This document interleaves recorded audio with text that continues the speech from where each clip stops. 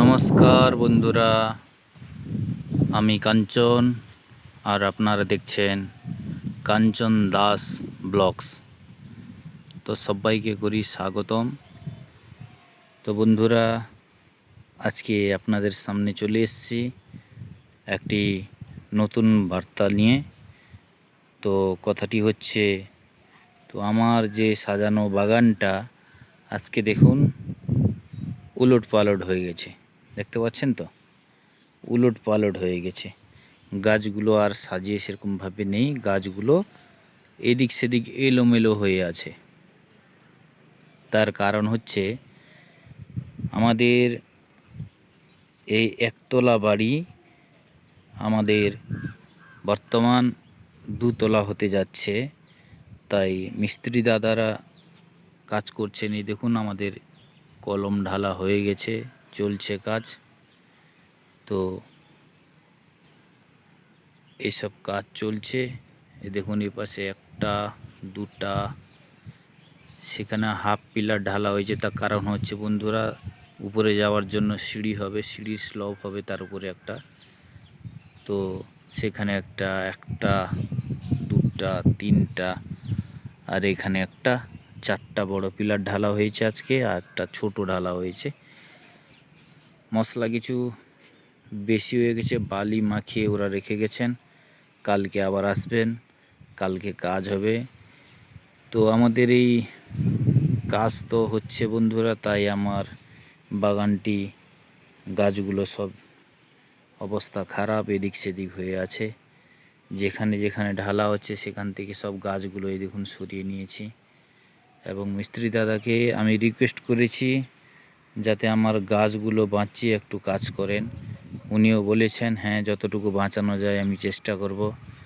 তো বন্ধুরা, আমার আরও ইচ্ছা ছিল আনার গাছ। বর্তমানে এই মুহূর্তে আমি দেখতে তো পাচ্ছেন কিছু করার নেই, গাছ কেনা হোল্ড করে দিয়েছি এখন। কারণ দ্রুত পরিমাণে আমাদের ছাদের উপরে প্রচুর পরিমাণে সিমেন্ট বালি ইট পাথর সব থাকবে, আর ওনারা কাজ তো করবেন, কিছু করার নেই।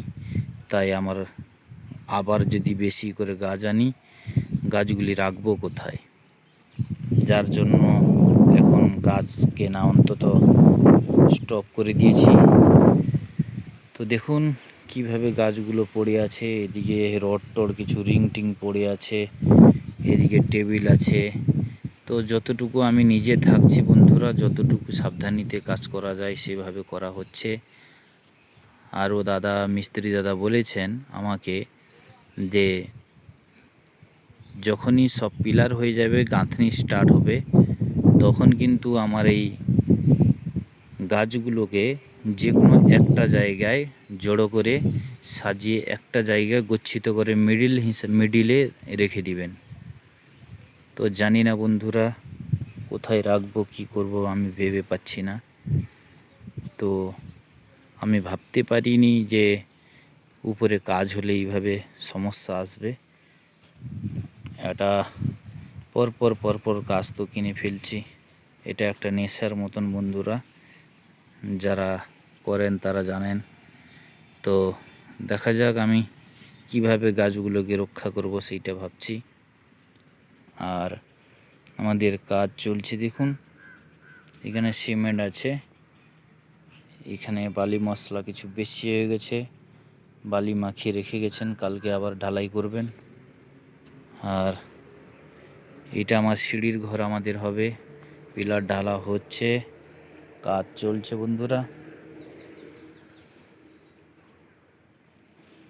এই যে সিঁড়িটা দেখুন, নিচের থেকে যে সিঁড়িটা এসছে, নিচের থেকে সিঁড়ি এসছে, তারপরে এদিকে গেছে, তারপরে এদিকে গেছে, সেইভাবে এখান থেকে এখানে আসবে, সেখানে যাবে, আর সেখানে আসবে, এইভাবে কাজগুলি হবে হচ্ছে। এখানে আমাদের পায়খানার সেফটি ট্যাঙ্কির কাজ চলছে, চলতে চলতে বন্ধ হয়ে গেছে বন্ধুরা। তার কারণ এত দেখতেই তো পাচ্ছেন, এত পরিমাণে বৃষ্টি কিন্তু একদিনও থামেনি, কন্টিনিউ হতে যাচ্ছে। একদিন সারা দিন ধরে হচ্ছে, মানে কাজই করতে পারছেন না মিস্ত্রি দাদারা। দেখুন ট্যাঙ্কিতে পুরো জল ভর্তি, ট্যাঙ্কির পার্টিশনও হয়নি, ট্যাঙ্কির উপরে বিম পড়বে সেটাও হয়নি, কারণ এত পরিমাণে বৃষ্টি কোনো প্রকারে কাজ করতে পারছেন না ওনারা। তো দেখুন আমি দেখাচ্ছি ঢালাই কিভাবে হচ্ছে। এই অবধি বন্ধুরা কাজ চলছে, এদিকেও গাছপালাগুলো সব গচ্ছিত হয়ে আছে, কারণ সেখানে কলম বোর্ড ঢালা হয়েছে, সেখান থেকেও গাছ কিছু সরিয়ে আনতে হয়েছে। দেখুন আবার কালকে এখান থেকে সরাবো, এই কলমটা ঢালবেন, সেখান থেকে সরিয়ে নিয়েছি, এখান থেকে এই গাছটাকে সরাবো, এই পিলার থেকে এইসব গাছগুলোকে সরাবো কালকে আবার বড় চারখানা একটা ছোট পাঁচখানা ঢালাই হবে।